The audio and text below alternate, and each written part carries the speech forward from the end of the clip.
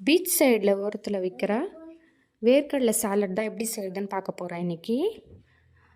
இதில் health benefits நிறைய இருக்குது. வாங்க எப்படி பண்ணுறது பார்த்துடலாம். ஓவர் நைட் வேர்க்கடலையை ஊற வைக்கலாம். பட் அவ்வளோ நேரம் தேவையில்லை. 5 to 6 hours ஊற வச்சா போதும். வாஷ் பண்ணிவிட்டு ஊற வைங்க. நல்லா இந்த அளவுக்கு கையில் தொட்டால் மசிற அளவுக்கு வேக வச்சு அதை ட்ரைன் பண்ணி எடுத்து வச்சுக்கோங்க.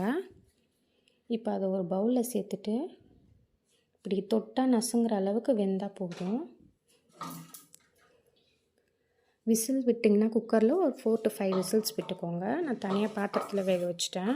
கட் பண்ண வெங்காயம் சேர்த்துக்கலாம் குட்டி குட்டியாக. தக்காளி, கொத்தமல்லி கொஞ்சமாக கட் பண்ணி வாஷ் பண்ணி எடுத்து வச்சுருக்கேன். கேரட் இருந்தால் உங்கள்கிட்ட துருவி சேர்த்துக்கோங்க. என்கிட்ட இன்றைக்கி இல்லை. சூப்பராக இருக்கும். மாங்காய் குட்டி குட்டியாக கட் பண்ணியும் கொஞ்சமாக துருவியும் சேர்த்துருக்கேன். இது கூடவே கொஞ்சமாக நம்ம பெப்பர் சேர்த்துக்கலாம் காரத்துக்கு. நீங்கள் வேணால் ரெட் சில்லி சேர்த்துக்கலாம்.